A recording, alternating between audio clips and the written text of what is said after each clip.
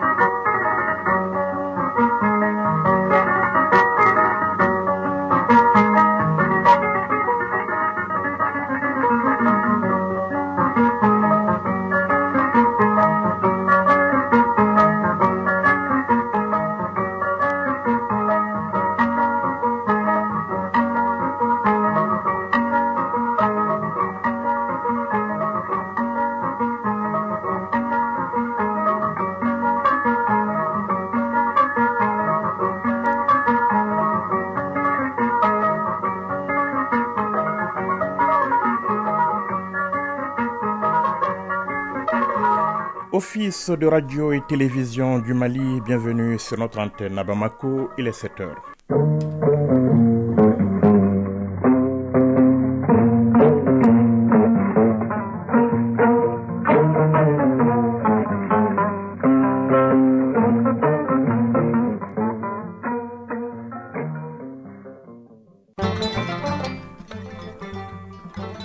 Dans l'actualité de ce lundi 4 décembre 2024, Maliens et Russes mettent le cap sur les questions de développement économique. Les délégations russes se succéderont ici au Mali dès les prochaines semaines pour faire avancer les dossiers en instance. C'est ce qui ressort de la visite d'une délégation russe de haut niveau qui vient de séjourner au Mali. Les statistiques sont formelles, les disparités basées sur le genre persistent dans le secteur de l'éducation au Mali. Les filles continuent à être moins avantagées et les enseignantes aussi. Elles occupent moins de 20% des postes de directeur selon un audit du centre et un audit donc au centre d'un atelier organisé par le ministère de l'Éducation nationale. Hors de nos frontières, l'ambassadeur des États-Unis au Niger présente les copies figurées de ses lettres de créance au chef de la diplomatie nigérienne. Cela en prélude à la présentation de ces lettres de créance au président Tchani. Washington confirme ainsi sa volonté de maintenir des relations diplomatiques avec Niamey malgré les récents événements intervenus à la tête du pays. Le grand format du lundi est consacré aujourd'hui à la solitude, qu'elle soit choisie ou subie, elle n'est pas sans conséquences sur l'être humain. C'est une difficulté à s'adapter à son environnement qui peut conduire à des problèmes de santé mentale et pas seulement. Enfin, les sports football, le stade malien de Bamako trébuche à la Coupe de la Confédération. Le Mali joue demain contre la Guinée en éliminatoire de la CAN féminine Maroc 2024. À retenir également le retour des U17. La bande à Soumaïla Koulibaly rentre au Bercail après s'être classée donc 3e à la Coupe du Monde de sa catégorie. Le journal Yaya Konaté. Mesdames, Messieurs, bonjour. Nous sommes donc le premier lundi du mois. La montée des couleurs, c'est tout de suite au palais présidentiel de Koulouba, sous la présidence du colonel Assimi Goïta, président de la transition, chef de l'État. Une tradition instituée depuis un certain temps maintenant. Objectif, perpétuer les valeurs de civisme et de patriotisme. Tous les services publics et toutes les administrations sont invités à faire pareil. Leur thème ne déroge pas à la règle. La montée des couleurs, c'est aussi ici, dans la cour de l'Office de radio et télévision du Mali, comme un peu partout sur le territoire national. Maliens et Russes mettent le cap sur les questions de développement économique. Les deux parties sont décidées à passer à la vitesse supérieure. Des délégations russes vont se succéder ici au Mali dans les prochaines semaines pour faire avancer les projets initiés dans le cadre des mémorandums d'entente signés il y a près de 2 mois avec des sociétés d'État et entreprises russes, de l'énergie aux mines, des communications satellitaires au transport en passant par l'approvisionnement du pays en hydrocarbures, en engrais et en blé. Tous les secteurs stratégiques sont concernés. Pour déblayer le terrain, une délégation russe de haut niveau vient de séjourner au Mali. Au menu de la visite, des entretiens avec les autorités au plus haut niveau pour faire avancer les dossiers en instance. Mohamed Diarra.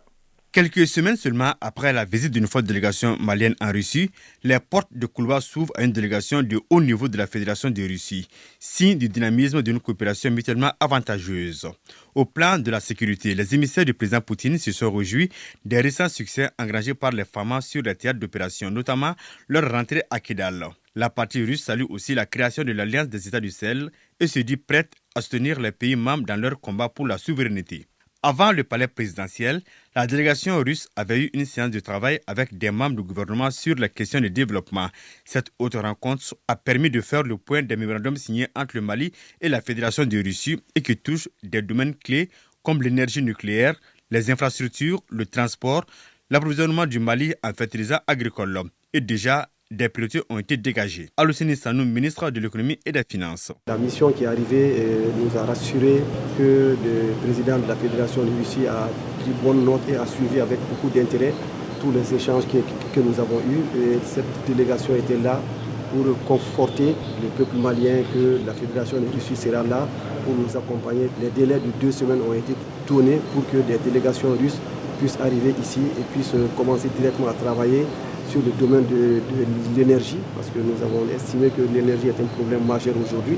Et une délégation sera là dans les 2 semaines pour évaluer et nous permettre très rapidement de régler toutes les questions liées à la fourniture d'énergie au peuple. Également dans le domaine du transport aérien, dans le domaine du transport ferroviaire, dans le domaine de la recherche minière et dans le domaine de l'envoi de satellites pour le Mali, pour que nous puissions avoir une couverture totale du pays par Internet, par les réseaux de télécommunications, par le contrôle et pour faire un cadastre minier.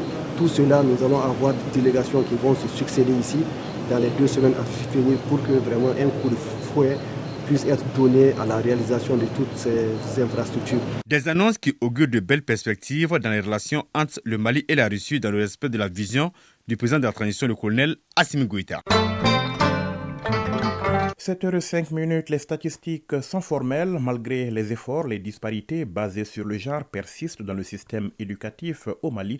Par exemple, moins de 20% des postes de directeurs sont occupés par des femmes et les filles sont toujours moins avantagées par rapport aux garçons à l'école. C'est ce qui ressort de l'audit institutionnel et stratégique genre du secteur de l'éducation. Le document était au centre d'un atelier organisé par le ministère de l'Éducation nationale avec ses partenaires.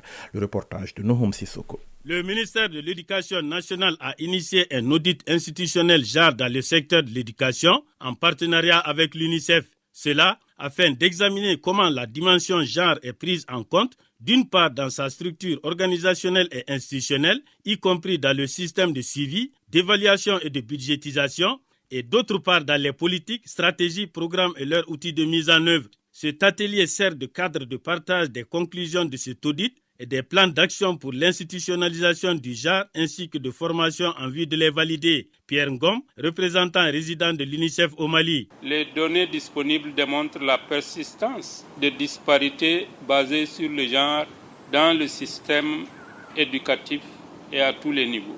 Les filles sont toujours désavantagées par rapport aux garçons quand il s'agit de la scolarisation. Il y a également une faible représentation des femmes dans le métier d'enseignant à tous les niveaux. Les enseignantes occupent très peu de postes de responsabilité au niveau des écoles. D'après les statistiques disponibles, c'est moins de 20% de femmes directrices à tous les niveaux. Les participants ont planché sur le rapport du diagnostic genre organisationnel et stratégique, le plan de formation et le plan d'action pour l'institutionnalisation du genre au sein du ministère de l'Éducation nationale. Maïgandei Bachosen, conseiller technique chargé du genre au ministère de l'Éducation nationale. Le comité espère que les résultats et les recommandations consignées dans les documents seront mises en œuvre, suivies et évaluées pour réduire toutes les barrières de genre, filles, garçons, riches, pauvres, zones rurales, zones urbaines, pour ne citer que cela. Cet atelier a regroupé une 50aine de participants composés de cadres de départements ministériels, de partenaires techniques et financiers et de représentants d'ONG. Un projet pour renforcer la coexistence pacifique et le vivre ensemble entre les réfugiés, les déplacés internes et les communautés hautes vulnérables. Oui, les réfugiés et déplacés confrontés souvent à des difficultés économiques mais aussi à des problèmes d'acceptation. Le projet qui ambitionne d'inverser la tendance est financé à plus de 200 millions de francs CFA par la coopération technique allemande, la GIZ. Il est porté par l'Association malienne pour la solidarité et le développement et concernera la région de Gao et le district de Bamako. Mariam Koulibaly.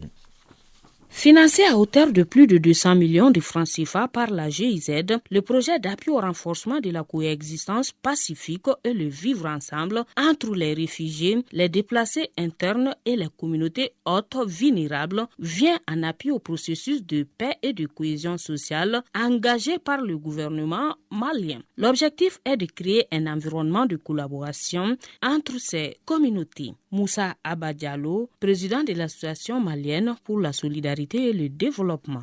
Les réfugiés traversent des frontières, tout comme les déplacés traversent également des kilomètres à l'intérieur du pays et souvent sont confrontés à des problèmes d'acceptation, sont confrontés à des problèmes de difficultés économiques qui impactent également leur bien-être. Et donc ce projet, c'est véritablement pour renforcer justement le vivre ensemble entre ces différentes communautés. Le projet exécuté dans la région de Gao et le district de Bamako touchera directement plus de 5000 bénéficiaires. C'est là à travers la réalisation des activités communautaires et inclusives. Abdou Salam Maïga, représentant de la GIZ. Le PAPS, en soutenant les initiatives telles que le PACR, démontre son engagement envers la promotion du bien-être des personnes déplacées, des réfugiés et des communautés hautes vulnérables. Adama Djamtene, représentant du ministre de la Santé et du Développement social. Plus on évolue dans un contexte social coopératif, plus on développe les automatismes pro-sociaux. Dans ce sens, composons avec les autres afin de vivre ensemble, heureux et épanouis dans la défense des intérêts, des valeurs partagées pour un mieux-être collectif et individuel. La cérémonie regroupant les différentes parties prenantes du dit projet est mise à profit pour partager les valeurs du vivre ensemble et de l'inclusion sociale.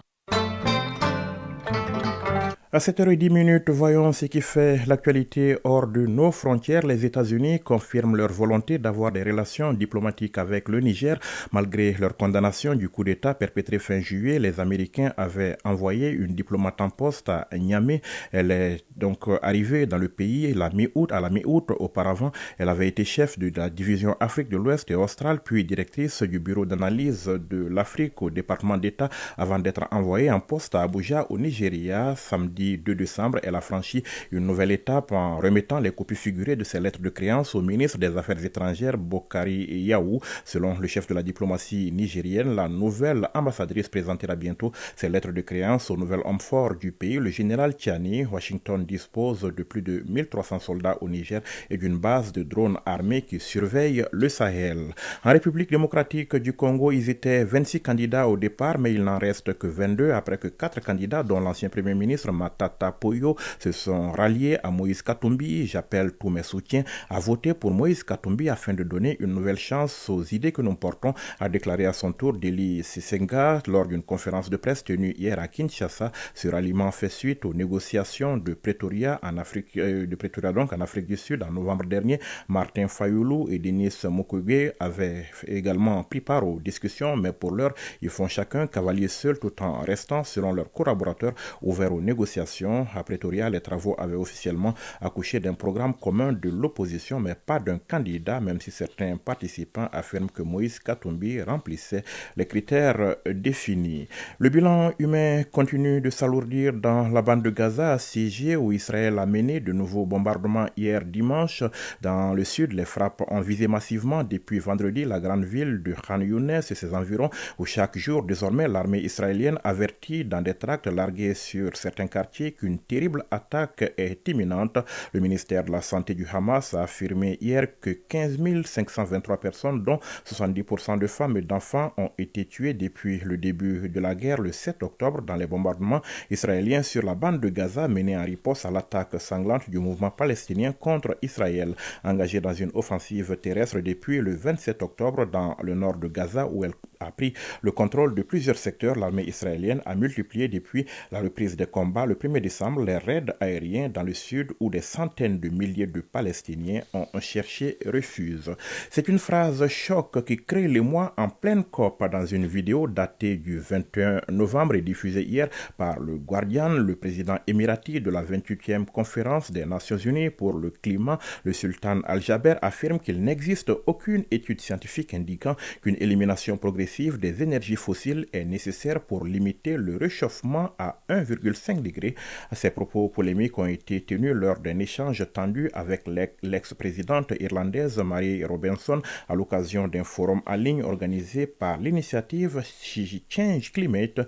Sultan Al-Jaber répète en cela la ligne qu'il a maintenue à chaque prise de parole, consistant à dire depuis le mois de juin qu'il fallait d'abord construire le système énergétique de demain avant de débrancher les énergies fossiles. C'est la fureur des climatologues. Le rôle donc futur des énergies fossiles est l'une des questions les plus controversées auxquelles les pays sont confrontés lors du sommet sur le climat, la COP28, alors que certains font pression pour une suppression progressive, d'autres réclament que soit utiliser un langage plus faible en employant le terme de réduction progressive. Une catastrophe naturelle liée au climat endeuille la Tanzanie. Des glissements de terrain causés par des pluies diluviennes dans le nord du pays ont fait 47 morts et 85 blessés selon un bilan toujours provisoire donné hier par la commissaire régionale du district affecté. De fortes pluies balayent depuis samedi la ville de Katesh à environ 300 km au nord de la capitale Dodoma, causant des glissements de terrain qui ont emporté des habitations.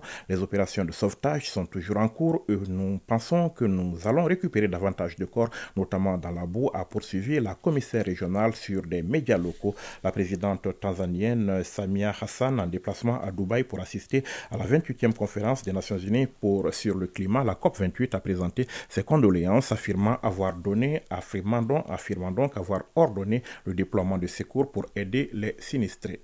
Radio Mali à Bamako et environ, 92 MHz en FM pour la chaîne nationale et 95.2 MHz en FM pour la chaîne 2. À 7h15, retour ici à Bamako avec le grand format du lundi qui s'intéresse aujourd'hui à un phénomène appelé solitude. Ce phénomène se définit comme l'état d'un individu qui n'est engagé donc dans aucun rapport avec autrui, qu'elle soit choisie ou subie. La solitude n'est pas sans conséquence sur l'être humain. Cette difficulté de s'adapter à son environnement peut conduire à des problèmes de santé mentale, à une dépression ou des troubles du sommeil. Le grand format du lundi s'intéresse aujourd'hui à la question. C'est une réalisation de Bourama Traoré. J'ai du mal à intégrer aux gens. Conséquence, cette dame souffre aujourd'hui le martyre à cause de cette difficulté d'intégration.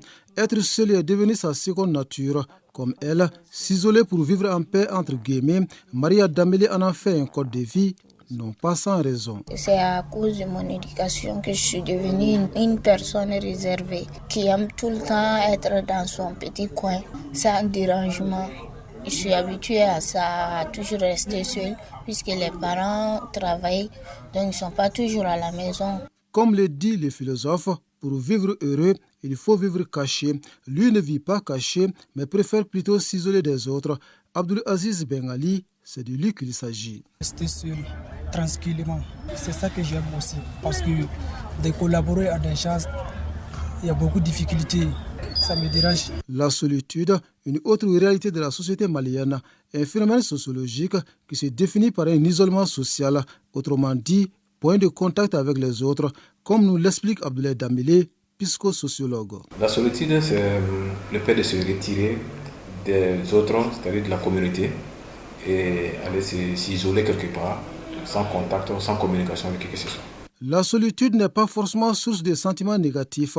Certaines personnes y ont recours pour réfléchir, méditer ou retrouver une certaine tranquillité. Les causes sont multiples en fait. Il y a des gens même de par leur personnalité qui sont très timides, qui n'aiment pas du tout affronter même la masse et qui sont très gênés totalement aussi, qui sont très mal à l'aise lorsqu'il y a du monde. Il y a des gens également aussi, ils peuvent vraiment se retirer des autres pour peut-être mieux réfléchir, mieux comprendre certaines choses. D'autres aussi, peut-être qu'ils se retirent également aussi pour d'autres problèmes personnels, en fait, pour ne pas du tout vraiment déranger les gens. Des personnes qui n'aiment même pas du tout être avec les gens. C'est-à-dire qu'ils se sentent très mal à l'aise, qui n'aiment pas la compagnie des autres. Ils se sentent à l'aise même quand ils sont seuls. Si le phénomène n'est pas nouveau, il est assimilable à une maladie selon certaines affirmations, lesquelles se basent sur ses répercussions sur la santé physique et morale. Ousmane Yaha Touré, médecin, est d'un autre avis. La solitude n'est pas une maladie, mais plutôt le symptôme d'une difficulté à s'adapter à son environnement.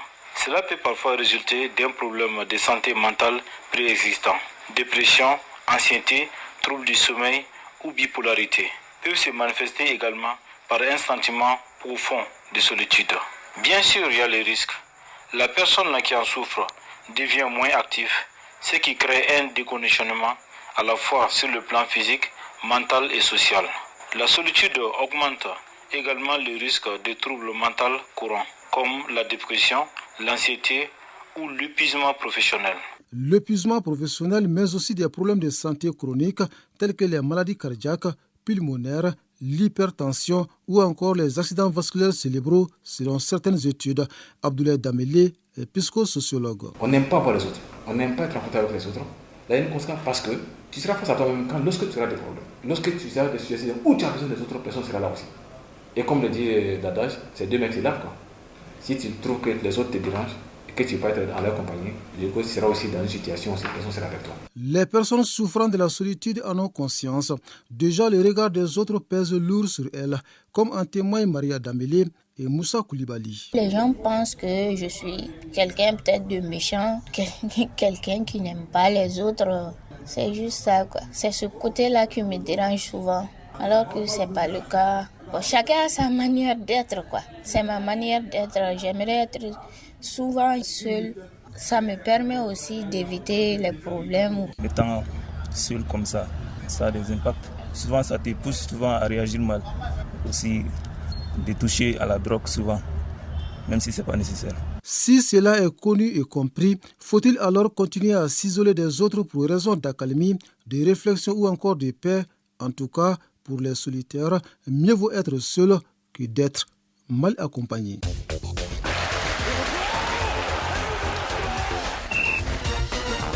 7h20. Moi, je suis bien accompagné ce matin, comme d'habitude, avec Fotigui Tunkara en direct de ce studio. Bonjour Fotigui. Bonjour à Konaté, bonjour à tous. Ravi de vous retrouver également dans ce studio. C'est un plaisir largement partagé. On commence donc par du football. D'ailleurs, on va parler essentiellement football. Les compétitions africaines des clubs. Le Stade malien de Bamako a trébuché hier en Coupe de la Confédération. Oui, défaite 2-1 des Blancs de Bamako qui se loupe à domicile au compte de la deuxième journée du groupe D de la Coupe de la Confédération hier au stade du 26 mars de Rimadio. Le Stade malien de Bamako s'est incliné devant la Renaissance sportive de Berkane 2-1, doublé du Sénégalais Paul Valère Bassène au 30e et 37e minute de jeu. L'unique but du Stade de malien de Bamako est inscrit à la 71e minute de jeu par Mamadou Traoré Dikapi qui permet aux Blancs de réduire les scores. Avec cette défaite, les Blancs de Bamako laissent les Marocains s'emparer seuls de la tête du groupe 2 avec 6 points. Mission accomplie donc pour la Renaissance sportive de Berkane qui prend ainsi à Bamako 3 précieux points. C'est ce que nous dit son entraîneur Amin El Karma au micro de Isaac Tchenou.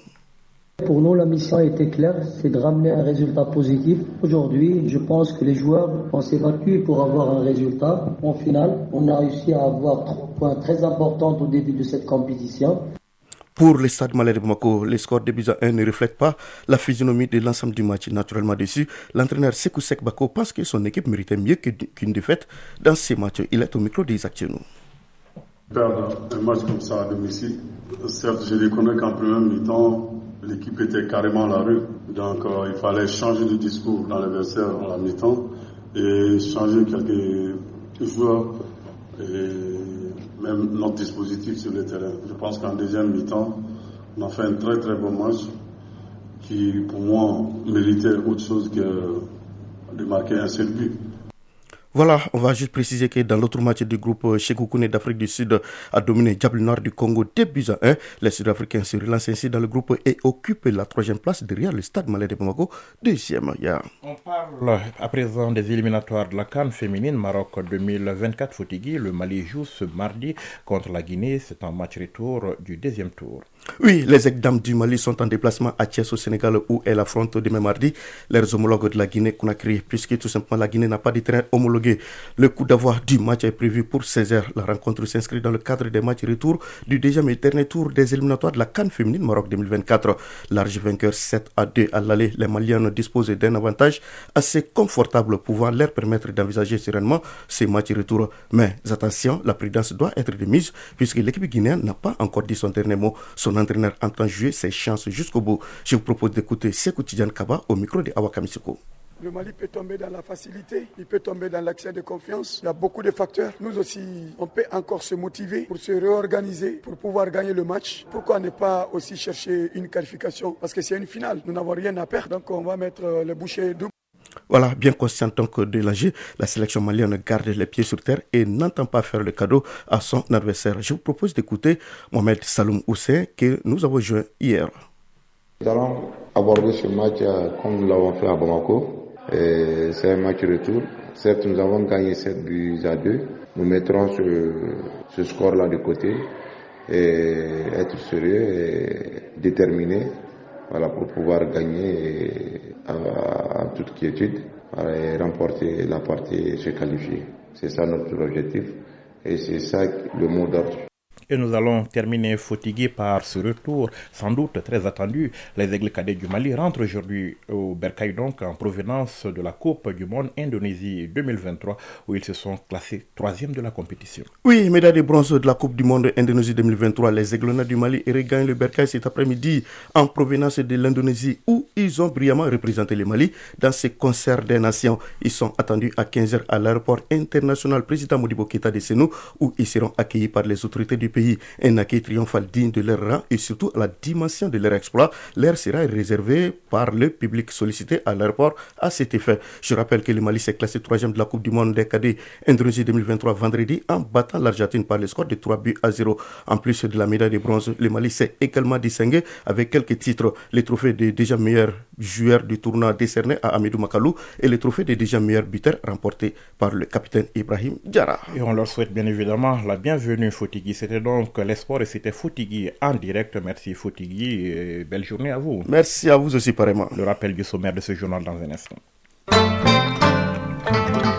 Maliens et Russes mettent le cap sur les questions de développement économique. Des délégations russes se succéderont donc ici au Mali dans les prochaines semaines pour faire avancer les dossiers en instance. C'est ce qui ressort de la visite d'une délégation russe de haut niveau qui vient de séjourner au Mali. Les statistiques sont formelles, les disparités basées sur le genre persistent dans le secteur de l'éducation au Mali. Les filles continuent à être moins avantagées, les enseignantes aussi. Elles occupent moins de 20% des postes de directeurs selon un audit au centre d'un atelier organisé par le ministère de l'Éducation nationale. L'ambassadeur des États-Unis au Niger présente les copies figurées de ses lettres de créance au chef de la diplomatie nigérienne. Cela en prélude à la présentation de ses lettres de créance au président Tchani. Washington confirme ainsi sa volonté de maintenir des relations diplomatiques avec Niamey malgré les récents événements intervenus à la tête du pays. Le grand format du lundi consacré aujourd'hui à la solitude, qu'elle soit choisie ou subie, elle n'est pas sans conséquence sur l'être humain. C'est une difficulté à s'adapter à son environnement qui peut conduire à des problèmes de santé mentale et pas seulement. Enfin, les sports, football, le stade malien de Bamako trébuche à la Coupe de la Confédération. Le Mali joue demain contre la Guinée en éliminatoire de la CAN féminine Maroc 2024 et à retenir également le retour des U17. Soumaïla Koulibaly et ses protégés rentrent au Bercail aujourd'hui après s'être classés 3e à la Coupe du Monde de leur catégorie.